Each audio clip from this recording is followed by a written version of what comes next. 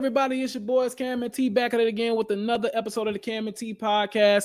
If you like this type of content, go ahead and like and hit that subscribe button on YouTube. If you're listening on Spotify, iTunes, Apple, whatever the case may be, Google, please go ahead and subscribe and give us a 5-star rating.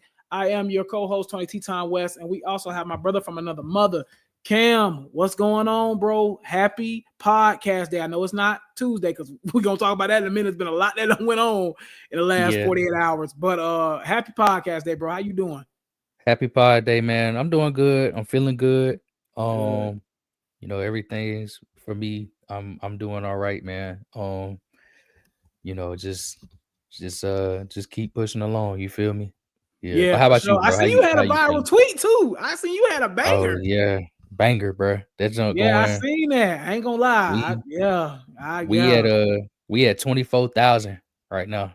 yeah, 20 yeah. That was a banger, bro. I ain't even gonna one point count out like, but one. I seen what you was talking about. I'm like, yeah, I can see why he Yeah, said that because, yeah, you know what I'm saying. yeah, She was yeah, definitely, yeah, yeah. pressure for sure. Yeah. Yeah, she was One point definitely pressure for sure. So I 1.2 definitely, million. 1.2 yeah. million in views.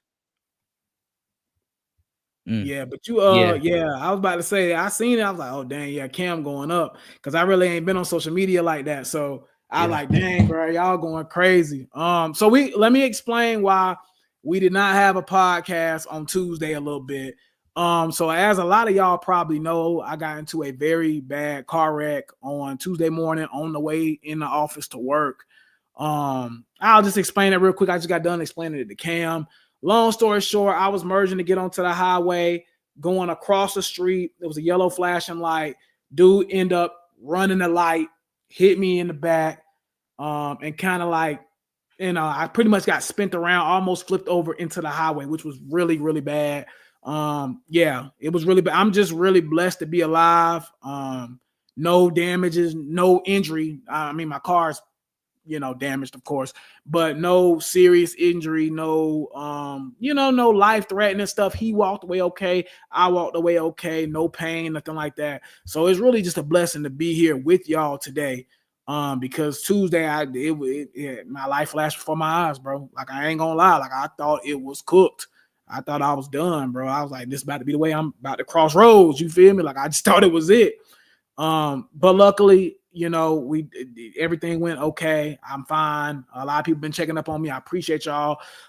So much love and support, man. So much love and support. I didn't know how, like, you don't really know how important or loved you are until like some, God forgive me, and my mama and dad forgive me. You don't really know how loved you are until like some shit happened. You be like, oh mm-hmm. shit, like, you know what I'm saying? Like, damn, like it's really crazy. I had people reaching out to me and that I didn't even think would be even caring about how I was feeling. It was like, bro, we heard about what happened. Are you good? So it's just been kind of really nice to see all the support and stuff. Like it's been really nice. And I really do appreciate y'all for that as well. But your boy is good. I'm fine. You know what I'm saying? I'm just glad to be here with y'all tonight. And I think this podcast episode, at least for me, gonna hit a little bit different because like I didn't know if I was gonna be here. To be quite frankly honest, like 48 hours ago, I didn't know. So, again, I just want to say thank you. Thank you, Cam. You reached out and made sure I was straight and stuff. I appreciate that, brother. And yeah, man, like I said, man, I appreciate y'all. Just appreciate y'all. Thank y'all. And we good. We still rolling. And it kind of made me look at life a little differently because, like, it kind of just mean for me at least, I took that. It was almost like a spiritual awakening type vibe for me. Like, it was kind of like, God got me here for a reason. You know what I'm saying? Like, and sometimes you don't know what your reason is, but it's crazy because God could have just took me up out of here. Like my car almost fell over into the highway. I could have been cooked, bro. You know what I'm saying? So it was really, I don't even think the pictures I posted on Instagram, I don't even really think it do justice to it. Like it was bad. Like where I was hit at is right where the gas tank is. My car could have blew into smithereens right then and there. I was on a full tank. Man, come on, bro. It's not. For real. Come Hey, on, I bro. can laugh at it now because it's Come just on. what it is. Like, the only way I can laugh through it is like, I'd Yeah, rather just be real. Like, I don't mind yeah. y'all laughing. Like, bro, I was about to be Joe Burr. Like, It's not, real talk. Like, I'll keep it man. real, bro. But I'm just glad to be here, man. I'm glad to be here. Yeah, You know what I'm saying? I know God got a purpose for my life. And I think Tuesday kind of let me know, like, God got a purpose for your life, bro, because you could have been out of here, like, yeah, quickly. So yeah, it's just, enjoy y'all's life, bro. It don't matter about the money. It don't matter about none of that stuff really matter, bro. Because when I got flipped in that car yesterday, Tuesday, I wasn't thinking about nothing but dang, I'm about to lose my life, bro. Like it didn't matter about no job, it didn't matter about no money, it didn't matter about none of that, it didn't matter about no girls, it didn't matter about none of that. I'm just thinking, dang, bro, my mom about to have to fly down here to Georgia and see her son deceased. That's what I'm thinking, while I'm getting turned around. Like, you feel me? So again, man, just prayers up, and also too, prayers up to the people in LA that went, because I think when we was doing the podcast last week, that was actually going on as we were, like, it was popping off as we were on the podcast. So I don't really think we knew exactly what was going on. So prayers up to the people. And I had a homie lost his whole house in the Altadena fire. I don't know if I told you that, Cam, but I had a homie that I used to hang out with. Every time I go to LA, most of the time we used to work together here in Atlanta. He ended up moving back home to LA. And I hang out with him pretty much every time I go back to LA, at least for 3 or 4 hours.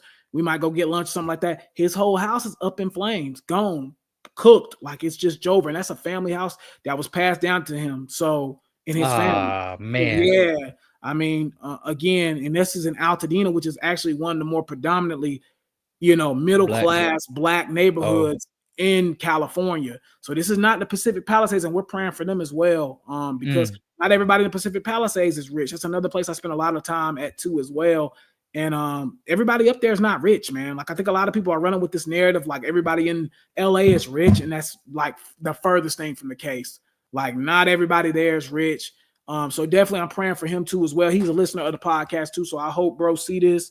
Bro, we praying for you. And we hope everything is all right, man. So again, I know, I had my situation, but I'm really more so concerned about those individuals who lost it all. And, just to speak on bro character, I won't put him out here, but like bro text me when I got in the car wreck. I was like, bro, you okay? I'm like, dude, you just lost your house. You lost your whole, like everything. Don't be worried about me. But bro, just a solid dude. He just a good dude, bro. So I wanted to shout him out and just say, I appreciate him for reaching out. He just lost his whole house, everything.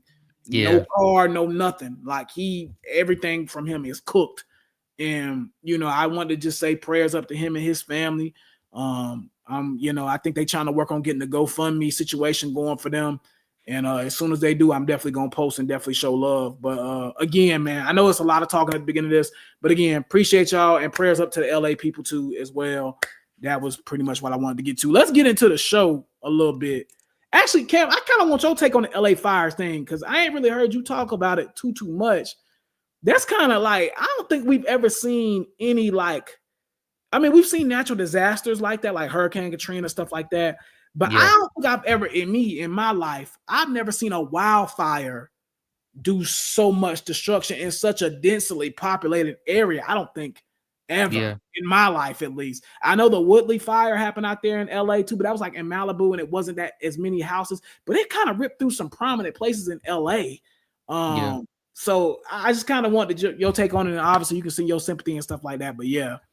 I don't know. I haven't seen a whole lot about it. I mean, I've seen it, but I don't know exactly what it's hitting, what it's affecting or nothing like that. Yeah.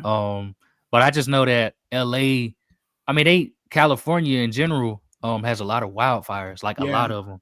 Because they just had one.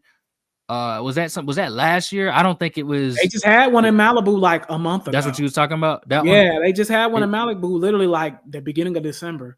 I mean, there's so many natural disasters out there that affect different parts of the world. And it's really scary, to be honest with you, because it's not like crime. It's not like, a lot of these other things that you can actually do something about. A natural disaster is just going to happen. Yeah. You know what I mean? I mean, we can do something about it with like climate control and stuff like that. But like, it's just not, it's not the same. You know what I mean? Yeah.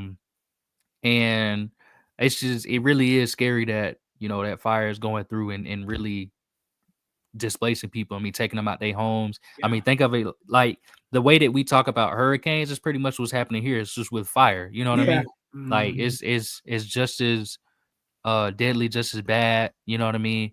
And I think that obviously I'm sending my prayers to those people out there. And under that tweet that blew up, I said, consider donating to the wildfire relief fund, because a lot of people are losing their houses and losing, a lot of their valuables and things that really help them, survive in the world. So I think it's a shame, to be honest with you. I hate that it's happening, and I don't know, man. I will say, for me, when I one of the part of the reasons why I always said I want to stay in the Southeast is that we don't get that many natural disasters like that. You know what I Yeah. mean? Like that's really one of the things that be on my mind. Cause like for Yeah. me, the one that scares me is the earthquake, Yeah. because like a fire, like yeah, it's obviously what's really bad what's going on there, and a hurricane is terrible too. But the earthquake, man, I mean that shakes the ground. You know what I mean? Stuff starts falling, trees, your house. You know what I mean? Like earthquakes are really scary to me. Tornadoes are scary to me. So that's why I Mhm. kind of like, living in Atlanta and living in, Greenville when I did, because we didn't get. I mean, the worst thing that we got was a thunderstorm. You know what I mean? Yeah. Mhm. Maybe some lightning from the heat in the summer, but I mean, you don't get a lot of really bad natural disasters like that. I Yeah. haven't, knock on wood and praying that we don't experience anything like that. But it's just, it's kind of unheard of for us. So I know for somebody like you and somebody like myself who aren't used to seeing something like this, you know what I Yeah. mean? Like it really is kind of scary, to see. And I Yeah. know it's obviously they're experiencing it, but there's a lot of people over there that have seen something like that before. You know what I mean? Mhm. Yeah. Unfortunately. But yeah, so sending our thoughts and prayers with them. Hope, if y'all know anybody um that needs, some assistance or anything like that, I hope they're able to get it. And I'm hoping for the best for everybody. Yeah, for sure. Let's get into the fun stuff, man. We got a college football national championship game on Monday between Ohio State and Notre Dame. We're gonna jump into that first. NFL playoff division series or division round is coming up. Ravens play against the Bills. We'll talk about all the games coming up. It's gonna be a really good weekend for football, literally from Saturday all the way up until Monday with the college football national championship game. So that's going to be a good Yep. little thing there. EA, I guess they came out today and pretty much confirmed, which we all knew this was coming after the sales they did. They were the highest selling game in all of 2024. But EA College Football pretty much confirmed today on their Twitter account that they'll be back again in 2026, which again, I don't think that was really a surprise. So we'll talk about some of the stuff on there too as well, and what we kind of want to see. I think we're going to talk a little bit about some of the coaching hirings that could be potentially happening, open jobs, stuff like that. So we're gonna have a really good episode, man. So y'all stick in here with us. Appreciate y'all's love and support. Cam, let's kick it off first with the college football first. So obviously in this game coming up, we got Ohio State versus Notre Dame, 13-2, 14-1. So two really solid teams at 7:30 on Monday. Coming into this game, man, and I'll kind of just give my take on it first. I think Notre Dame did a really good job bouncing back from that loss to NIU. And I've been saying this the last couple of months now, but they've done a really good job bouncing back. I think their defense is really solid. I think their offense has some question marks at times, but I think they're a pretty solid team overall, especially on the defense side of the ball. But I don't think they've seen a beast like Ohio State yet. I mean, I'm just going to be honest. I don't think they've seen a machine like Ohio State in the way they're moving. Ohio State, Texas actually completely shut down Jeremiah Smith, like absolutely bracketed him. He wasn't doing much, and Ohio State still beat them by 2 touchdowns. I mean, I just think Ohio State right now is on a different level. I think they are the best team in the country, and I honestly think they're going to win this game. Just to be quite frankly honest with you, I think Notre Dame, even though they have played some good teams to get here, like beating Georgia, that's a good win right there. But you got to think about it as well with Notre Dame. They ain't really played anybody in the season like that has the caliber of offensive weapons that, Ohio State does. I mean, Ohio State's 3 wide. All 3 of their starting wide receivers could probably start at like 98% of schools. Jeremiah Smith, 100% of schools. Abuka, probably like 99. He's right. 100. 100%. Yeah. I Yeah. mean, Cardinal Tate, 99. Like, these guys can start at pretty much any school in the country. So I'm not gonna lie. Again, I think Notre Dame's a good team. I think Marcus Freeman's had a great year. I just think it's Ohio State's time, man. Give me Ohio State in this game, 35-24, bro. Not gonna lie. Yeah, I completely agree with everything you said, bro. I mean, there really ain't nothing more to say. Notre Dame this is the biggest underdog since Georgia TCU, and I think this is the second biggest underdog in the national championship game ever, if I'm not mistaken. Georgia TCU was 13.5 points. Notre Dame is, I think, either 8.5 or 9.5 right now. Yeah, it's at 8 right now. Yep. 8. So I mean, listen, it's Notre Dame had a great season. Marcus Freeman, shout out to him, first black coach to ever coach in the national championship game, I think, right? So he's done a remarkable job. Notre Dame, again, me and you both said it, after that Northern Illinois game, I mean, they look very good. You know what I mean? They looked good before the game. I mean, we thought they was a really good team. I remember when because they beat A&M first game of the season, and we thought that they were second game of the season. Yep. Yeah, we thought they were going to be. That was first game of the season. My bad. Go ahead. It was early. Yeah, it was early. Yeah. But either way, we thought they were going to be, special this year, and it turned out they were. They just had a nasty hiccup against Northern Illinois. But at the end of the day, this is Ohio State we're talking about, and this Ohio State team is good. I mean, they're nasty. You feel me? I think that obviously Jeremiah Smith being their wide receiver 1 as a freshman already, I mean, that just lets you know that this team is powerful because you got 2 top flight running backs. 2 running backs that are going to be playing on Sundays next season, Quinshon Judkins and Travion Henderson. Both are dogs. You know what I'm saying? You got Jeremiah Smith and Emeka Ibuka, who Ibuka's going to be playing on Sundays next season. Jeremiah Smith is going to be playing on Sundays soon. You know what I mean? Tate is a really good player. I mean, they're loaded on the defensive side of the ball. They got Jack Sawyer. You know what I mean? They got Denzel Burke. You know what I mean? They got Caleb Downs. I mean, this is a team that was built to win a national championship, and it's going to pay off for them. They're going to win this game. And I'm going to take I'm honestly I'm a light a little fire in Notre Dame. I'm going to say it's going to be 42-21. I don't think it's going to be that close. Yeah, I don't either. So I'm going to say 42-21 Ohio State. I think they're going to blow them out, unfortunately. But it's okay. I mean, I don't think there's any team really in the country at this moment in time anyway that could have really stood a chance against them. So, I mean, Notre Dame shouldn't really hang their head. I mean, you're just going to be outmatched. I mean, Notre Dame has 1 5-star on their whole team, I believe, and Ohio State has like 10. Like it's just that's just the nature of it, Yeah. I mean, you're a well-coached team, very well-coached team. Absolutely. And you play tough. You're a great team. You're just not going to be able to beat these guys. I mean, they're just too tall of a giant. So, it's kind of like. I mean, sometimes it's just about the Jimmies and the Joes, man. Honestly. Yep, exactly. I mean, the X's and O's, they can get you there for sure. You know what I mean? But the combination for Notre Dame just isn't on the same level as Ohio State. That's not to say that Notre Dame isn't a good team, because they are. Like, I'm not trying to say that their Jimmies and Joes are bad players. They're not.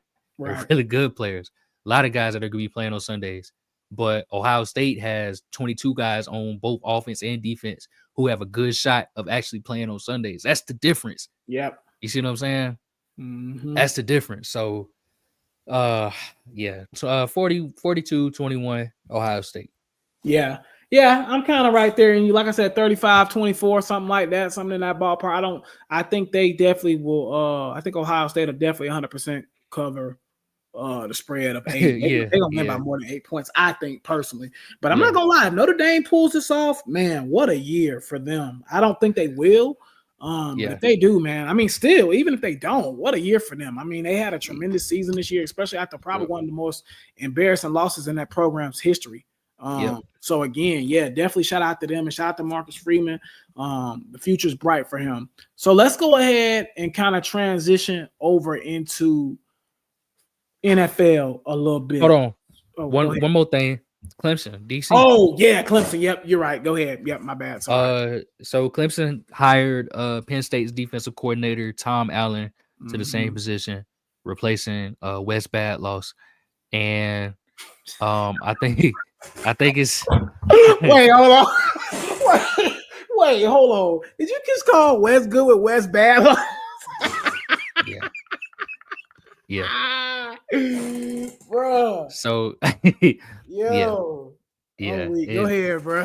It was time, I just wanted your quick thoughts on it. I know I didn't watch the introductory press conference. I know you said you didn't either, but Yeah, I'm sorry. I'm what still are laughing at West bad loss. Wes Bad loss, bro? What are the expectations for him next year, man? Or for Um, Clemson's defense next year? I'm just gonna say, Based on what you know about Penn State's defense this year. well, let me say this. I think with Tom Allen, I think that's a tremendous hire for Clemson. He kind of fits the whole like family culture, kind of like, Christian type of vibe, that Clemson's been doing the last couple, like since Dabo's been there and stuff like that. So he kind of fits that mold. But Tom Allen, I will say he's a really fundamentally good like DC. Like even when he was in Indiana with because he was there when Penix went crazy at Indiana some years Yeah, back. He was yeah, the coach then there. He was the coach then there at that time. yeah. So The head again, coach. he was the head coach. Yeah. So Yeah, this dude has head coaching experience. And then I think what he did with Penn State this year was absolutely tremendous. I mean, granted, they have a lot of talent, but when it comes to defense, Penn State and Clemson about on the same level talent wise. yeah, Might low key would get an edge to Clemson a little bit on the defensive side as far as talent alone. But I might with low key get an edge to Clemson because when you got guys like Peter Woods, Samarion Parker, I mean these guys are absolutely like top 10 picks in a year. yeah. So I am, and Sammy Brown too. So I'm interested to kind of see what he does. For me at least, I think the expectation is Clemson's going to they need to be back in like top 15, top 20 area defensively, especially with all the talent that they have. They're not really losing a whole bunch to the draft. Barrett Carter, RJ Mickens, and that's pretty much it. I think the rest of the defense is essentially coming back. So they're going to be loaded again. My expectations for Clemson next year, let's just go ahead and lay that out there too. Playoffs. I mean, and I'm going to go a step further. I think Clemson's going to be a top 5 team next year, and they should be. With everything they're bringing back, how good they've been in offense, and they added guys in the portal that actually make the team better. They didn't just go get a bunch of bench warmers. They actually got guys that are actually going to make a difference. I think Clemson needs to be considered like a top 16 next year. I think anything less than a playoff berth and maybe even one win in the playoffs, I think it's a disappointment to me, to be honest, because they are loaded. And I think Dabo is starting to get hungry again. I think he knows what it is. I think now he's starting to understand, all right, I got to play this game. I don't want to do it, but if I want to stick around here, I got to do it. Yeah. And I think he's starting to kind of realize now. I think Clemson, and I really don't see anybody in the ACC that's really going to challenge them. Like I know Carson Beck's going to Miami. That doesn't really scare me. I'm just going to be honest. That defense is still absolutely god awful. I think Clemson should pretty much run through the ACC essentially. And I honestly think, SMU is still going to be there, I guess. But like, I just think Clemson's better than even them. Even in that game, it was close, but Clemson was blowing them out 31-14 in the fourth quarter. The West Goodwin shit show showed up. And that's the only reason. Yep. Yeah, that's the only reason that game was even close. Yep. But yeah, I think for me, expectations for Tom Allen, he should get this team back to being defensively top 20. And I think this should be a top 6 or so team in the country. What about you?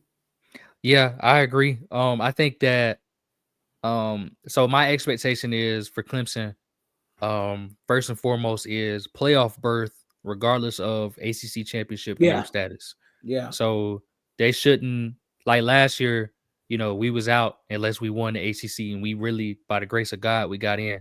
Yeah. This year, it shouldn't even matter. You know what I mean? You need to be in position where like Tennessee was at the very least, somebody like that, Tennessee, Indiana, to where, yeah, you might lose a game or two or lose a game and might for some reason be outside of the ACC championship, but it doesn't matter because you're so good that you're locked in. You know what I mean?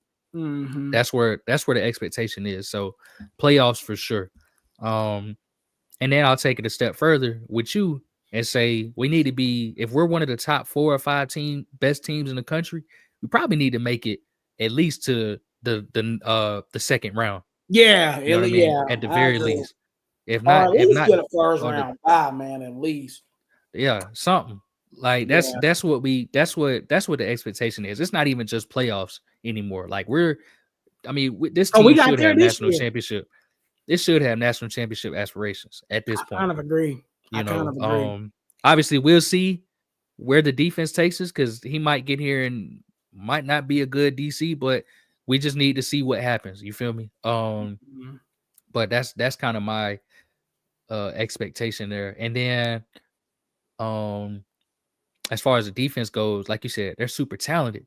Yeah. So it's like all I'm asking you to do, because the pass defense last year was all right.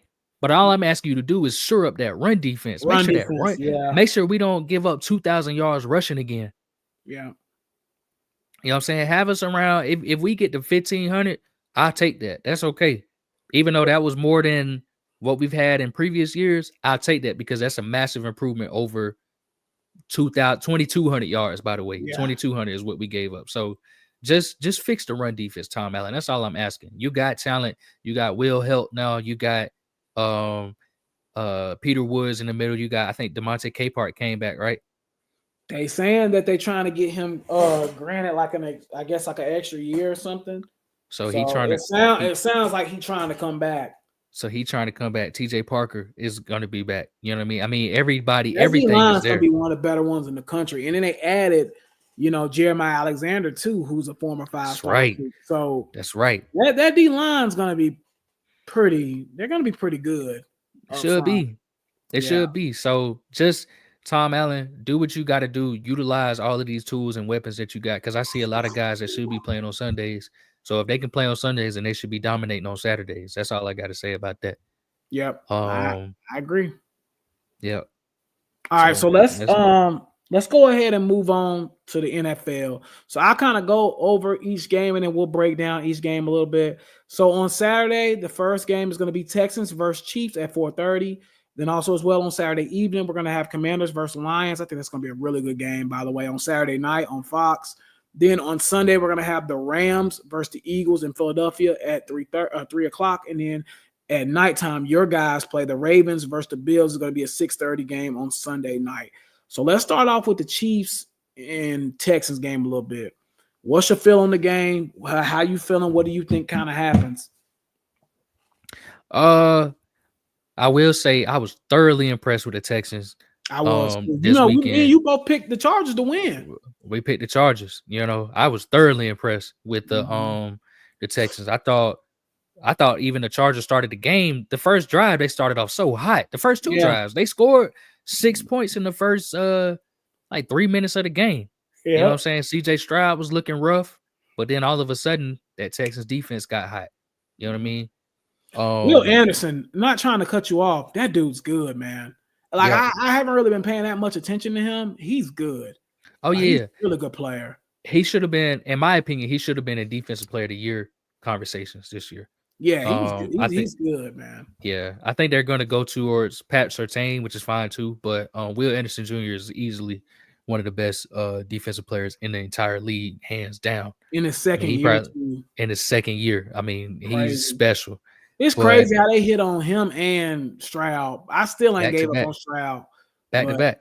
Yeah, it's crazy. Back to back. I mean, they got a good thing going there in Houston. And then all the AFC teams, if you notice, all of the AFC teams that was in the Final Four last year made it back again this year. Yeah, all four of them. So there's consistency there. There's elite head coaching there.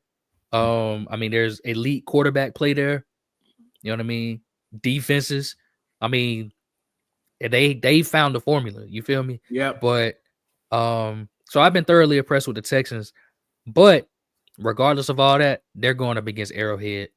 The Chiefs in Arrowhead. Come on, y'all. It's not happening.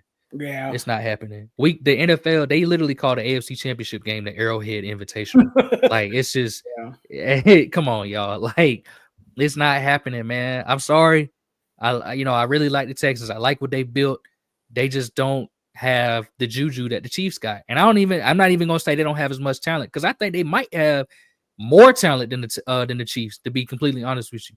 They got Will Anderson on the defensive side of the ball. They got CJ Stroud at quarterback. They got Joe Mixon at running back. They got Dalton Schultz at tight end. You know what I'm saying? They got Nico Collins, who's better than every Chiefs receiver combined. They got him at wide receiver. I mean, they're talented, but when the Chiefs got them zebras on their side and they got the NFL on their side, we know what's gonna happen, bro. Yeah. We know what's gonna happen. And Taylor Swift gonna be at the game. We know it's about to happen, bro. Come on, man. The Chiefs going for that. They got that narrative, that three-peat narrative. We know that, bro. We know that. Go ahead, bro. I feel like I'm one of the few people that actually like the Chiefs. I feel like everybody kind of like hates them now. I don't have a Patriots hate for them. I just don't, because I like Mahomes, I guess. So I guess that's why I'm like, I don't mind the Chiefs winning. But I kind of agree. I mean, going in the Arrowhead, you know, he gonna get them Tom Brady calls. You know how that go with, you know, the Chiefs. They getting the same call the Patriots used to get on their run. Chiefs getting the same thing. You know what I'm saying? It just is what it is. You know what I'm saying? So in my personal opinion, man, I'm with you. I think the Chiefs win this game. And it's probably not really that close either, to be quite frankly honest with you. I think even though the Chargers are a good team, I know that the Chiefs get a lot of like crap and like they get a lot of like calls going for them. But that defense is pretty solid. Like no refs involved, no nothing. Like that's a good defense. Offense can be shaky at times, but they still got the best player in the NFL on their team. Until I see anybody stop him, I'm kind of good. I'm with you 100%. I think that the Chiefs win this game, and like I said again, it's the Arrowhead Invitational, like you said. It's gonna go through Arrowhead pretty much every year as long as 15 is there. So that's my take on it. Let's move on to the Commanders versus Detroit game. I'm really excited about this game because I actually like both of these teams. You know, I've been touting Detroit for like since Dan Campbell got there. Like even when they were 13-3 the first season, I was still saying this team is close. And lo and behold, the last 2 years you've been seeing that this team was close, like I've been saying. They're 9-point favorites over Washington.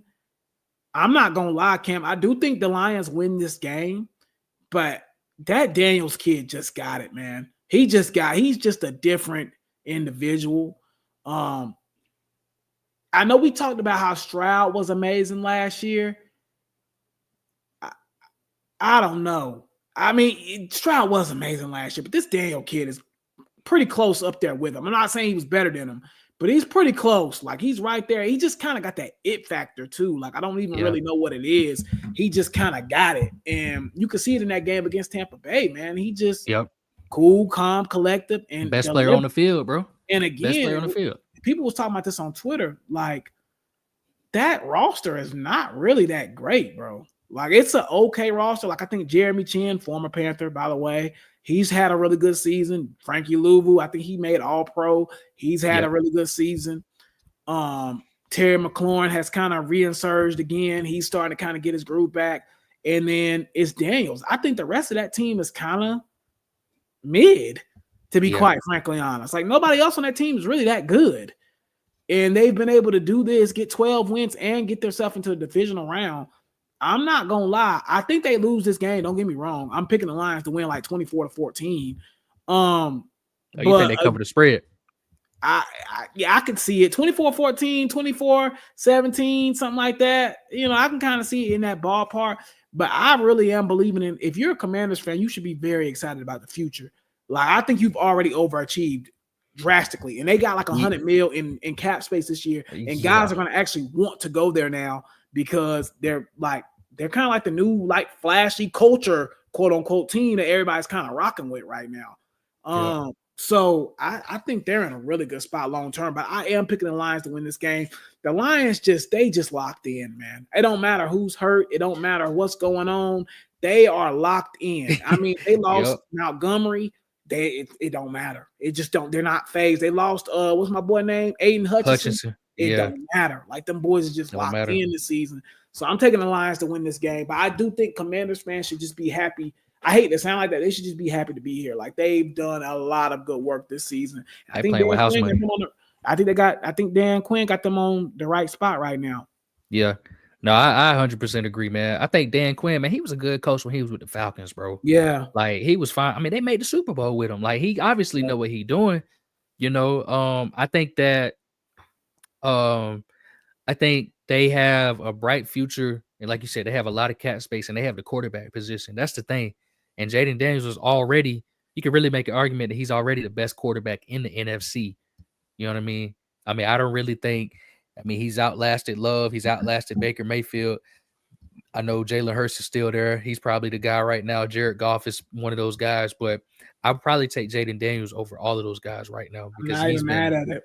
he's been outstanding. And he's just like you said, he's got that thing about him, like that Bucks game. That play, it wasn't even a big play, but it was a first down. You know what I'm talking about? When they was in the red zone, when they was able to bleed the clock after that. It was that play, just that ability, that extra ability to stiff arm. Yeah, you talking about that run play where he stiff arm? Yeah. When he stiff arm Kalijah Kancey. Insane. And Kancey is a really good defensive tackle, bro. Yeah. Like, it's not like he just stiff armed a DB or something like that. No, we talking about a defensive tackle, bro. A young defensive tackle. He is outstanding. But even with all that being said, the Detroit Lions have had the most players on IR this season, and somehow they're still 15-2. You cannot bet against that. It don't matter what. You can't really bet against that, bro. They have on offense. They have Jared Goff, Jahmyr. Actually, I want to give a huge shout out to Jahmyr Gibbs. Yeah, Jahmyr Gibbs. First and foremost, I think he needs more credit as one of the best. As probably, I'm willing to even take it a step further and say he might be the best skill position player in the league right now. Right now, I think he's the best skill. I'm talking running back, wide receiver, tight end. Yes, that includes Saquon. Yes, that includes Derrick Henry. Yes, that includes Jamar Chase, Justin Jefferson, all those guys.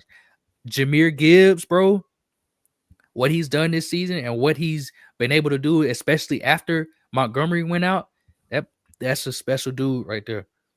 So as long as Jahmyr Gibbs is healthy, I'm probably taking the Lions in every single game moving forward, including the Super Bowl, straight up like that.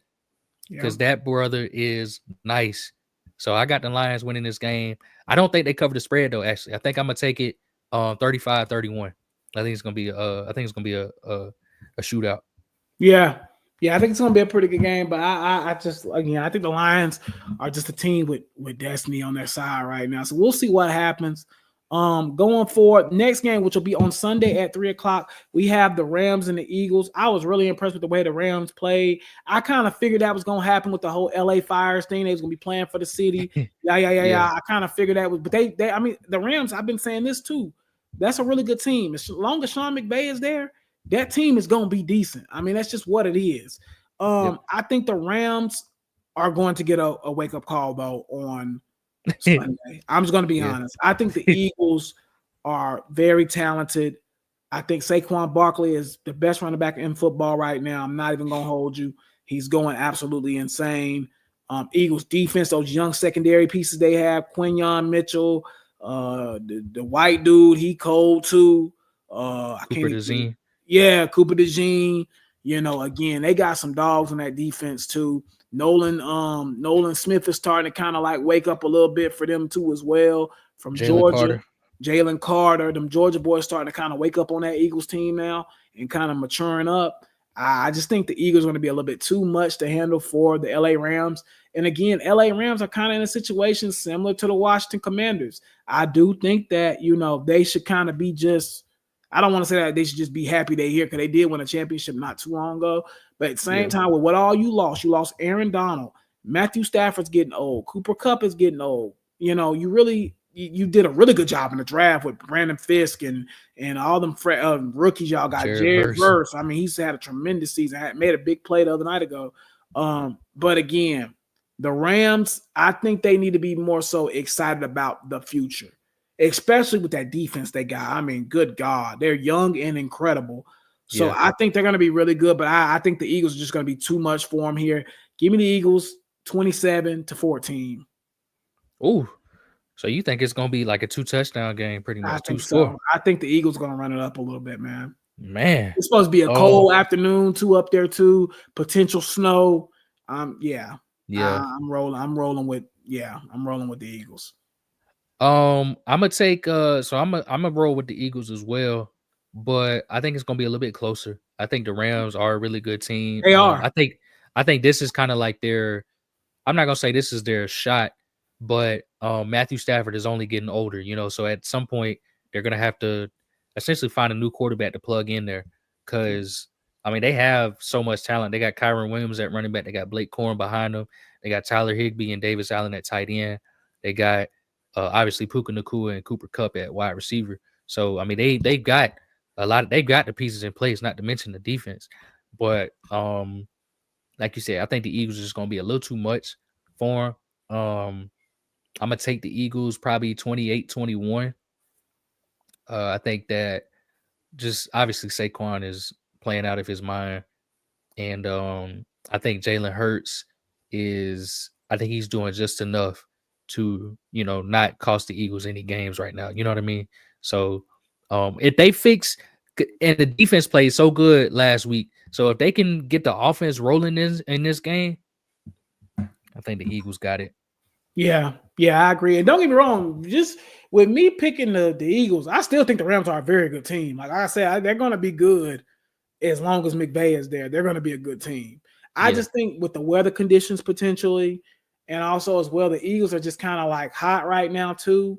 I know AJ Brown and what's his name seem to be going through something. I don't know what's going on with them boys. AJ Brown and Jalen Hurts, but I still think that team is just too talented to just lay down. So in my personal opinion, I think the Eagles are going to win this game. And then let's move on to the game you probably got the most intrigue about. We got the Ravens heading up to Buffalo to play, and this is really low-key, like potentially the MVP game is what I'm calling it. The two potential MVP possible winners are coming up in this game with, the Ravens against the Bills in Buffalo, another game where it's going to be like 11 degrees, apparently snowing. Again, I'm going to let you go first because it's your team, kind of like what you think. So I think this is the NFL. They need to do a much better job of creating a narrative around this game. And that's how I know that the NFL is scripted and that they only care about the Chiefs winning, because we're talking about the two best players in the league. Yeah. Josh Allen and Lamar Jackson going this season. Yeah. Yeah. I mean, we're talking about the two guys, bro. I mean, these two dudes they in the league of their own right now. I mean, they playing out of their mind, both of them. There's this narrative that Josh don't have much help. He really don't, to be honest, other than James Cook. And he's making it work. And then Lamar, we know what he could do without help, and now we seeing what he's able to do with help. Yeah. You know what I mean? Like these two guys are. I mean, they above everybody right now, bro. And it's gonna be a monumental matchup, man.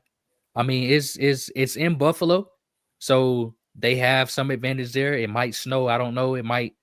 It's going to be crazy cold, but that's how running the ball is going to be crucial in this game. Yeah. It's going to be really crucial. So whoever can get that run game going, obviously we're looking at Derrick Henry. Obviously we're looking at James Cook. Whoever can get that run game going, I mean, it's going to be a long night. And I think it's going to be a good game. I think it's going to be a close game. I hope it's going to be a close game. Obviously, we know that MVP has already been decided and already been voted on. But, I mean, this is a monumental matchup, bro. This is like a WWE World Heavyweight Championship fight. Yeah. You know what I'm saying? Like, imagine if this was your AFC Championship game. Imagine if this was your Super Bowl. Yeah. If the NFL was a free-for-all. I mean, this is huge. Mm-hmm. These are like two of the faces of the league going on, Yep. So I'm excited to see it, even if I was an unbiased fan, I would be super excited to see this one. I think the NFL needs to really be marketing this game as like the game of the year. You know what I'm saying? The game of the decade or something like that. I don't know, whatever you want to call it. Like, this is a monumental matchup. And and they talking about on the Twitter page, they talk about the Colts playing in Berlin next year. Don't nobody care about that. They're going to lose the game anyway. We want to talk about the two best players in the league right now, bro.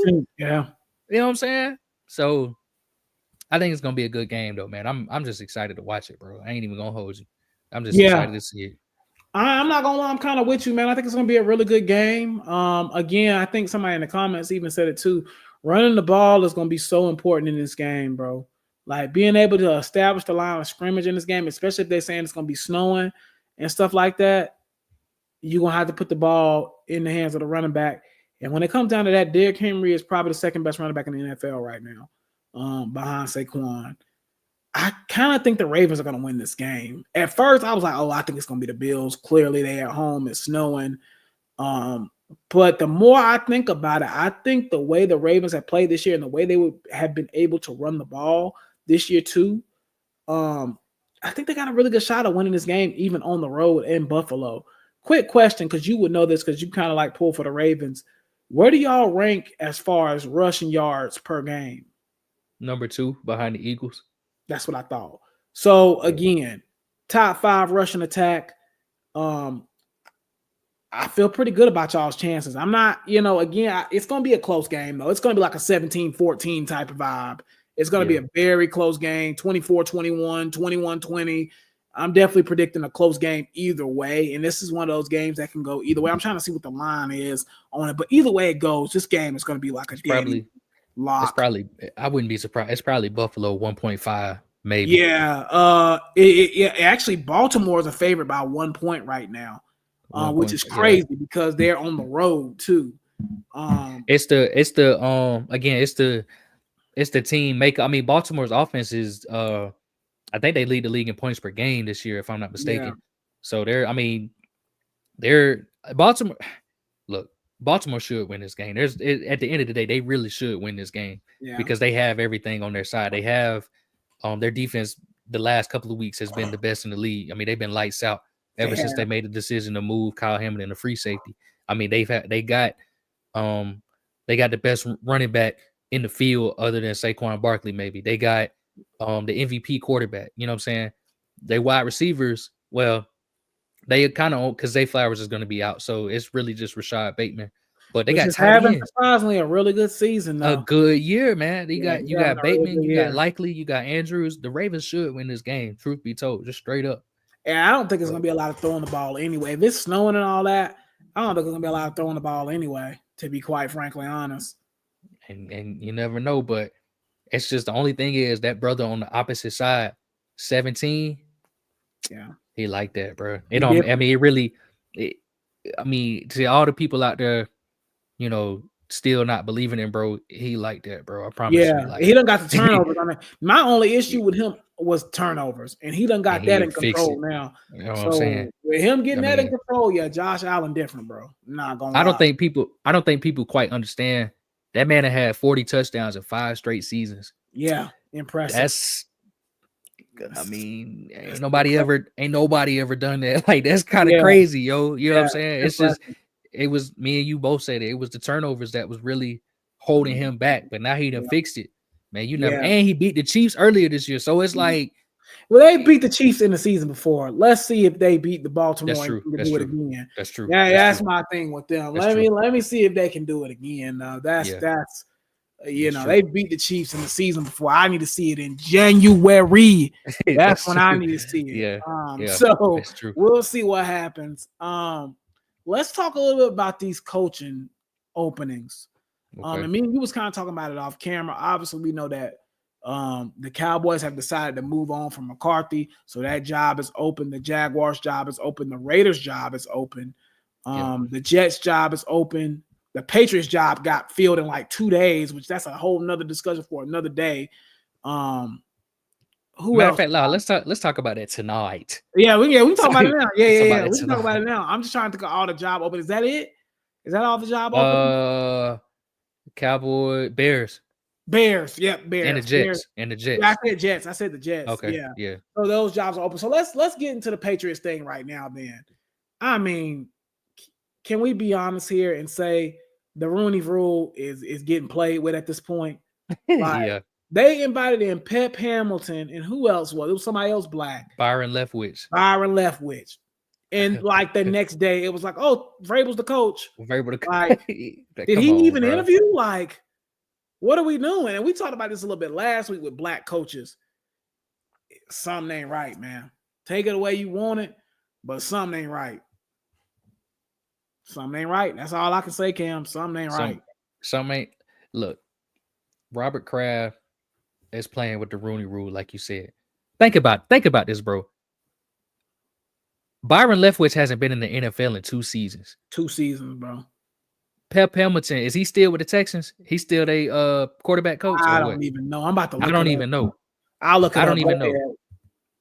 And if I'm not mistaken, and if you can look this up too, I Yep. don't know if any other team even interviewed him this year. I'm looking all that up right now.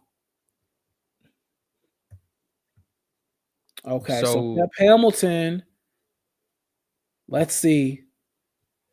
So yeah, he hasn't been in the league since 2022, bro. So Pep Hamilton been out the league too. Since 2022. So the same amount of time as Leftwich. Yep. So, and he has not been interviewed for no other jobs that I see, at least. All right then. Yep. So, like, come on, y'all. It's clear as day.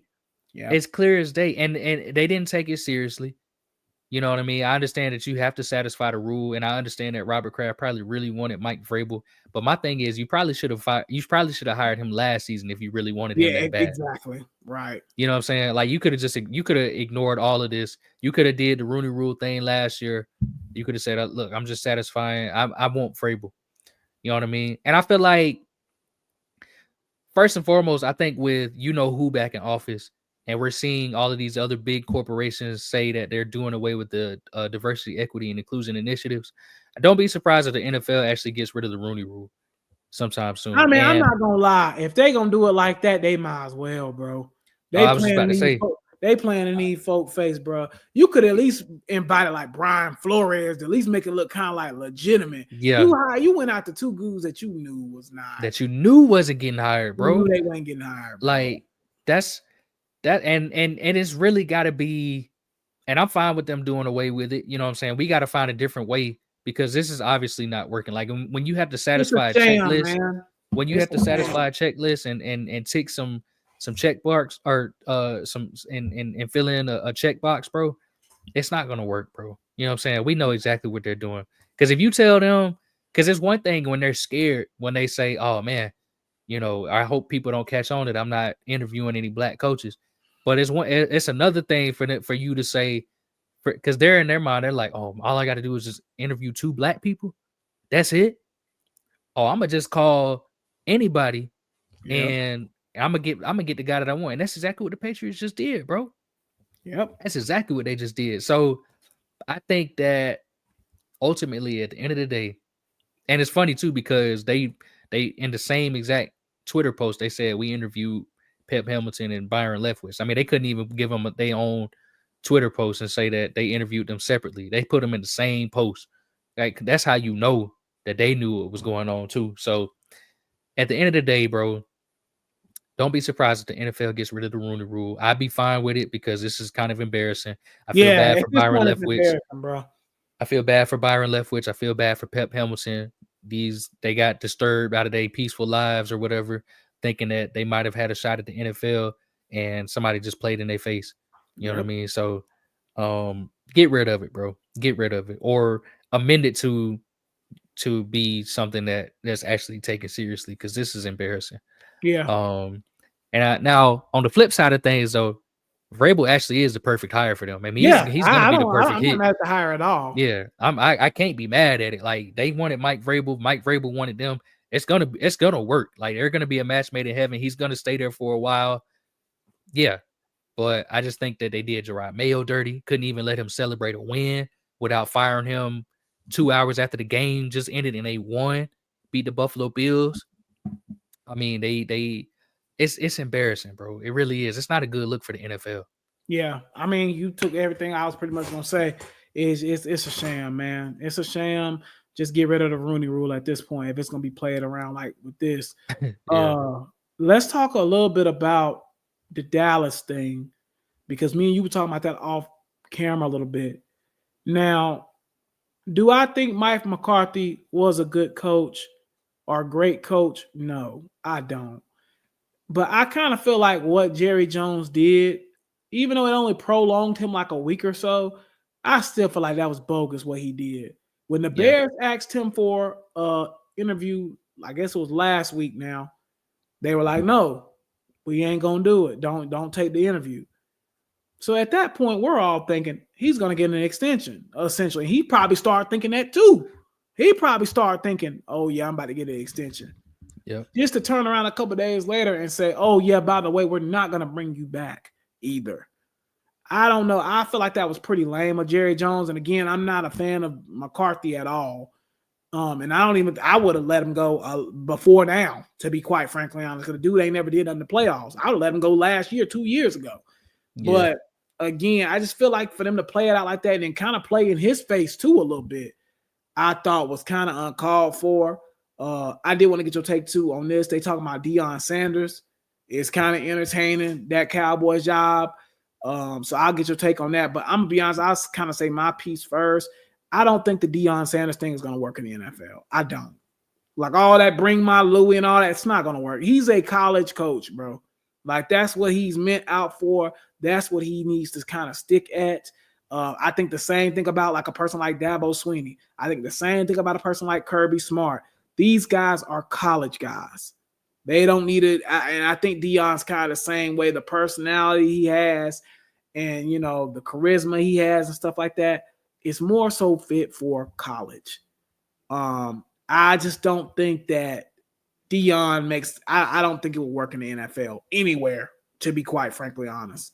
But, you know, that's my take on it. I still like Deion at Colorado or wherever he's going to go. But I don't think in the NFL it's going to quite work. But what's your take on the whole Cowboy situation?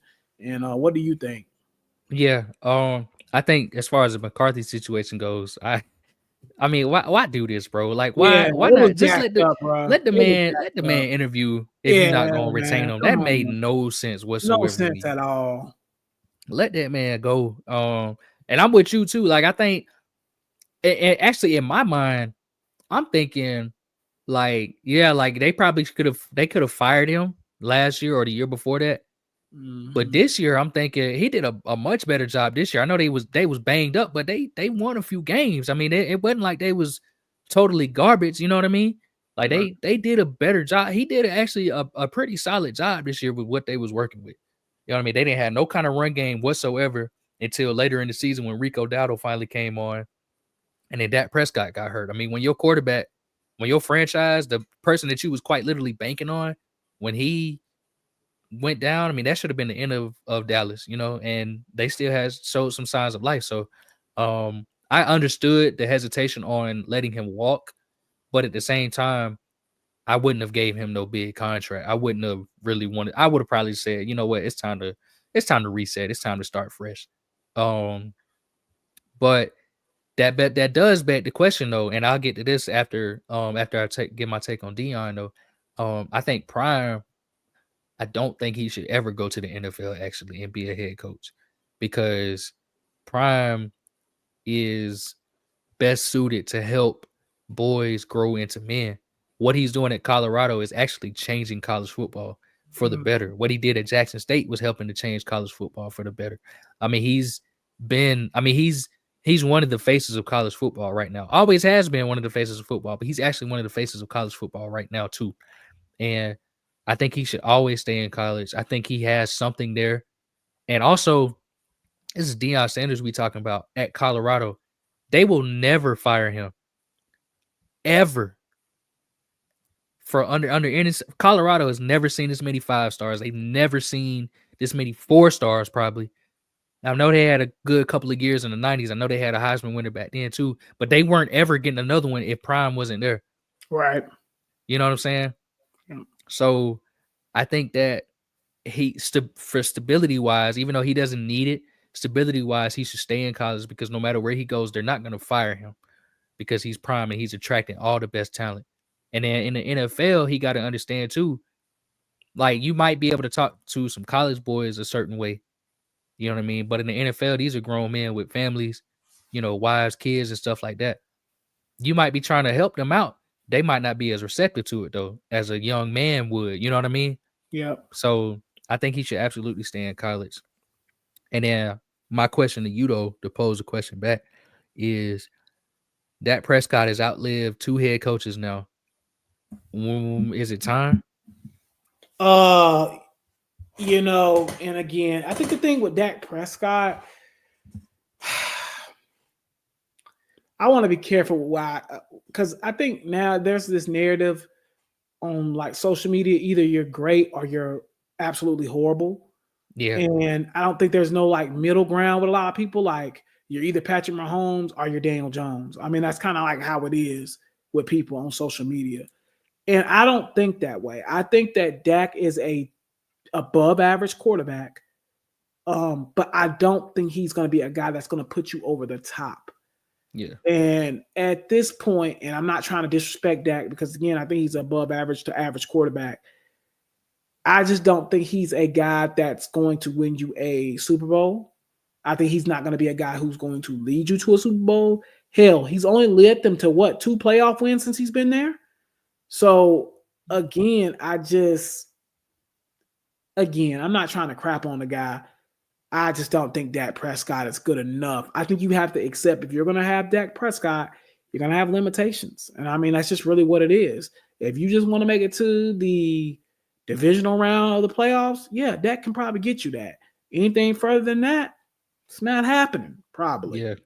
So if the Cowboys have bigger expectations, which in Dallas, I'm guessing they do, I think you probably have to move on from Dak at some point. But how can you do that when you just gave him the biggest contract in the NFL just this year? So he's going to be there for at least, I would think, 2 more years. Maybe, possibly. I think how I look at Dak is I don't think he's elite, but I think he's good. Yeah, I think And he's above average quarterback. Yeah. I think that I think the Cowboys ask him to do too much. Mm-hmm. I said that to one of my friends earlier or before. I think they ask him to do too much. And that's not saying that he can't, because he actually does deliver. Like if you look at his number, I mean, when you watch him play, he's good. I mean, he really is he's good. An above average. Yeah, he's an above average. It's just that they ask him to play like he's Josh Allen, Lamar Jackson, Patrick Mahomes, Joe Burrow. And he's not one of those guys. You know what I mean? Now I will say, conversely though, I feel like if he was the starting quarterback for the Vikings, I feel like they could go places. You know what I'm saying? It's like the Vikings just keep hitting on these like middle of the road quarterbacks. They did it with Case Keenum a couple years ago. Yeah, they did it with Sam Bradford. They did it with Sam Bradford too. Like it just seems like every time a mediocre quarterback goes to Minnesota. I mean, even think about when Kirk Cousins got there, he was kind of mediocre. Yeah. And they kind of made him like a top 12-ish quarterback. Yep. So yeah, I don't know what it is. Vikings seem to kind of like for like the last decade or so got that juice. Like Favre was old. Remember Favre? Because he was old and he was like wise, bro. So 15 years at this point, probably then that they've had this little quarterback juju going on where they can flip these like below average to average quarterbacks and make them pretty good. So I definitely agree with that. Before we move on to the last subject of the night, I did want to ask you about it was something I wanted to ask you about real quick about Ben Johnson. Do you think Ben Johnson takes a head coaching job this year? Listen, so I actually got this could be the second year in a row if he turns it down. That's the third. Third year in a row. Yeah, third year in a row. Right. Yeah. I got a lot to say about Ben Johnson. Yeah. I think that people need to actually prepare themselves for the chance that he's just not a good head coach. Mm-hmm. Like I think a lot of people are so convinced that he's going to be a great head coach because he's a great offensive coordinator. That might be why he's not taking them jobs. He might know he ain't going to be no good coach.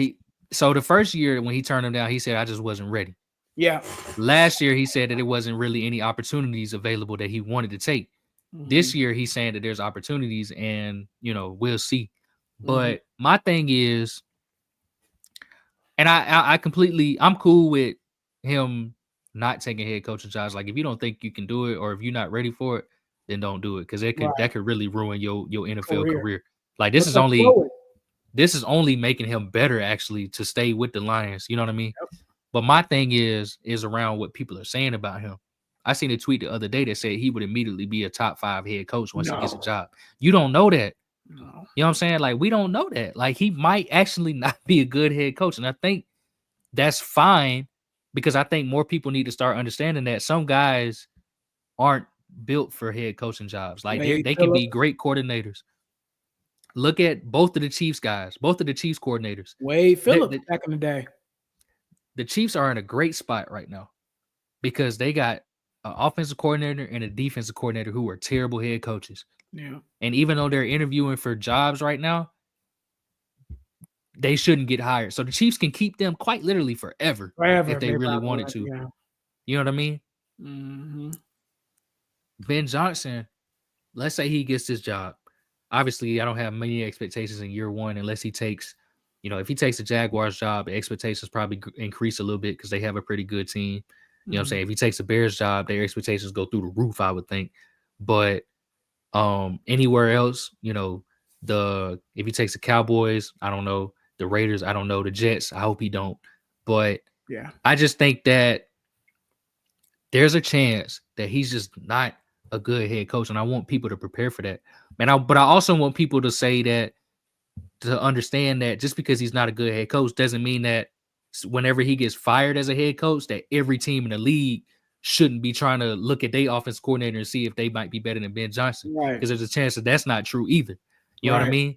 So I don't know what he does. I think he does take a job this year. I hope he does. Mm-hmm. And I actually think he's going to take that Jaguars job. Okay. And I think that Aaron Glenn, the Lions defensive coordinator, he really wants that Jets job for some reason. Yeah, somebody said he wants that Jets job real bad. More power to you, brother. You really Is want he that from challenge. There? He might be from New York area. So he's actually a Jets legend. So he's actually in there. Okay. Yeah. So he's I didn't know that. I seen it the other day. He's in there like all 4 decades team or something like that. Like he's okay. Yeah, he's actually kind of like a Jets legend. Yeah, I see. Yeah, he played there from 94 to 2001. Yeah, that makes sense. So he had a pretty good career with them. But so I guess that's part of the reason why. But it's the Jets, man. They got bad juju. So I hope if he can fix that and turn that around, yeah. Yeah. Hey, more power to him though, man. More power to him. Yeah, I'll be wishing him the best. Let's go on into our last subject of the night, which is a fun one. EA College Football will be back this summer in the summer of 2025. It was announced today by the EA College Football. They kind of like subtle dropped it too. Like it was just like, oh yeah, we thank y'all for showing love for 2000 and EA College Football 25. Get ready for 26. So I was like, okay, so y'all being up front with it this year. Yeah. So we're definitely getting the EA College Football 26, which again, EA College 25 sold better than any sports game has sold like the last 10 years. No, so, ever. It's the best selling US game. Yeah, best selling sports game in US history. That's what I thought. Yeah. So I mean, again, it was. I knew it was gonna sell crazy. I didn't think it kind of even outbeat my expectations, even because it outsold Madden 2K, and I didn't think it was gonna outsell them, but it did. I think for me, and I guess we're gonna go ahead and jump into the things I kind of want to see in the new EA College Football game. I think the first game was a good baseline game. Like, hey, we're just getting something out here. This is our first one. We're going to build on this. They did some good things in this game. Now, there are some things I do need to see in the new EA College Football game that'll be coming out in, I'm guessing, July again. So in about 7 months or so, 6 months or so. One of the things I'm going to need to see, you got to bring Road to Glory high school football back. You have to. Yeah. I mean, that got to be like your number one thing you have to do. You got to bring high school football back to Road to Glory so a player can kind of feel like they earn their scholarship to wherever they went to.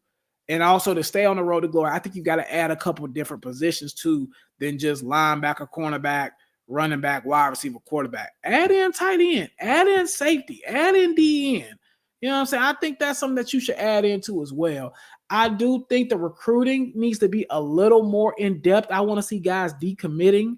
Because you see it on NCAA, but not a lot. It's very, very, very rare to decommit on that game. You rarely ever see it. I think you need more decommit type situation in EA College Football. And I think that the transfer portal too, I don't know if you ever noticed this, but the transfer portal ain't really, for one, it don't be the best players in there sometimes. Rarely. It be sometimes you might get a Jeremiah Smith in there. You might get a Caleb Downs in there. But I feel like the transfer portal needs to be a little bit more inclusive. And I think that it'd be too many players locked out And I don't like that either. Like almost like sometimes I'm like, bro, like I can understand if I'm Coastal Carolina and Jeremiah Smith don't want to come to my school, of course. But He if actually I'm like, did come to me when I was at Coastal. that's what I'm saying. So like it should be like that though. It should be a little Yeah, bit more. It should be a little bit more open to where if you a decent school, you got some stuff going for you. You can pretty much get anybody you want to in the portal if you really, put the time in for it. I think they got to put some type of NIL in this game. I think they got the brand exposure thing. I mean, that's fine, but we need something a little bit more concrete on NIL. Yeah. Like I should be literally able to like offer a player like, hey, bro, if you want to get $2 million and some women, and come on over here. You know what I'm saying? Like it needs to be a little bit more implemented in the game. I think they need some type of trophy case so you can kind of keep up with the history of what you've done throughout your dynasty or whatever the case may be. I think the coaching carousel needs to be a little bit better as well. Like you said, I think me and you talked about this months ago. You shouldn't be able to win 6 national championships at Coastal Carolina and you can't get no offer but Middle Tennessee. Like that's just ridiculous. So I think they need to do better on that. Everything else, man, I think they did a pretty good job on, to be quite frankly honest with you. But those are kind of like what I would like to see in the new game. But I'm excited, man, again, that we getting it. I mean, I figured we probably gonna be getting it for the nearby future. The game had so much success. I think it had even more success than what EA thought it was gonna have. So I think we're gonna get this game a lot. For sure. So again, I'm excited about it, and we're gonna be gearing up for it. I'm glad they just went on ahead and came out and announced it today, though. I'm kind of glad they just went on ahead and ripped the Band-Aid off instead of like straggling us along. I'm glad they kind of just was like, look, another game's coming, y'all. So just relax. So yeah. I think I agree with everything you said, obviously. It's a great baseline game. I mean, bro, we still play it to this day. I still play it, every day. I've never played a sports game this long, like straight up like that. And maybe it's just because I've always been a huge college football fan, like in gaming wise. But I've never played one this long. And actually still I be knowing them and got tired of the game too. That's what I'm saying. I haven't yet. Like I still play it on a regular basis. I'm on like season. I didn't think I was even gonna make it past one season on Dynasty. I'm on like season I think I'm on season 15 right now. 16. Oh, so you deep in. I'm deep. Yeah, I'm deep.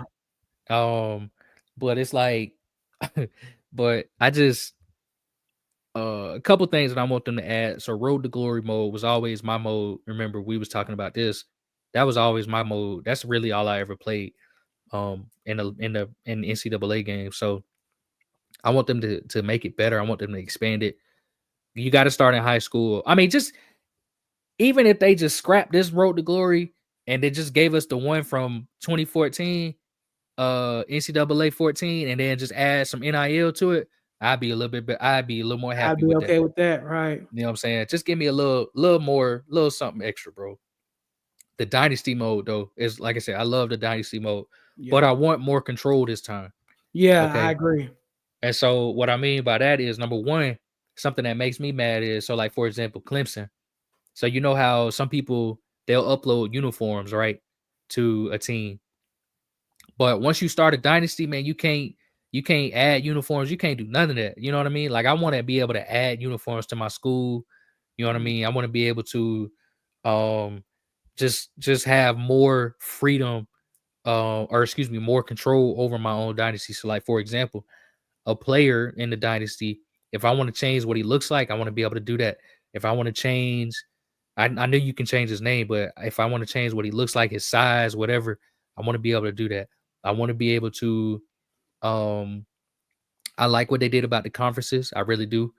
And I like how you can control the conferences, but I just want more control about my own personal team, the uniforms, the colors, all of that stuff. If we can do something like that, that would be dope. And then the trophy case is really the biggest one for me because I've been in there 15 years now. I don't even remember everything. I wish I could just go back season by season and just see my season stats and see who my best players were. Like I want to be able to remember who won the Heisman for me. I want to be able to remember who rushed for over 1,000 yards. I want to remember whoever, everybody. Because the only thing I can remember is that the people that broke the records because it's on the NCAA. That's on the thing, right? Yeah. But I want to be able to see my history. I want to see what bowl games I won. I want to see how many national championships I've won. I want to see Just my whole coaching history. That's pretty much what I want to see. All of that. Yeah. So if they can add that to the game, which to be honest, we're not asking for much. I mean, the trophy case really don't have to be It don't that, gotta be crazy. that detail. I mean, I just want to be able to see my history. And Right. then, like I said, the uniform editor, if I can just do that and add that to my dynasty team after I've already started the dynasty, Yeah. I would love that. That's for me, that's really the only two things that I've seen that I really need. Because other than the road to glory fix, I mean, they need to completely overhaul that, to be honest with you. I But agree. I agree. other than that, I'm cool with it, man. I really enjoyed it. And I plan on, I always said, even back then, I was like, I'm probably just gonna get the first version of the game, 25, and then after that, we'll see. I'm pretty sure I'm getting 26 this time. Like I'm sure. I'm about positive I'm getting it at this point. So they got my attention. They just need to deliver, essentially. Deliver. Exactly. Yeah. Yeah, I agree, man. Well, look, man, really good episode, really good podcast, man. I appreciate y'all's love and support. Again, man, if y'all can go ahead and follow us on all social media platforms at TCT Podcast 1 on Twitter and also as well on Instagram, TCT Podcast as well. I don't know what the TikTok situation is. They saying it's gonna get banned. They saying it ain't. I don't really know, but once I figure that out, we're gonna start back posting on TikTok and stuff like that. But again, appreciate y'all love and support. Thank y'all for all y'all do. Thank y'all for all the wishes and prayers for me too as well. I appreciate y'all. Cam, was there anything else you want to say before we end it out tonight? Nope. I appreciate y'all for showing love to us. Just we really enjoy doing this. Yep. So thank you. I can't wait for this weekend. I can't wait for next week's show because we got a lot to talk about next week. Yeah, man. Tuesday. We'll be back on Tuesday this week for real. Yeah. We'll be back Tuesday this week. And I'm excited too, bro. It's gonna be a good one. We're gonna have a lot to cover on Tuesday, so get here early. It's going to be a long one. I'm telling y'all that now. It's gonna be a long podcast breaking down the championship game and all the games from this weekend. So again, we appreciate y'all love and support, and we will holler at y'all on the next one. Y'all have a good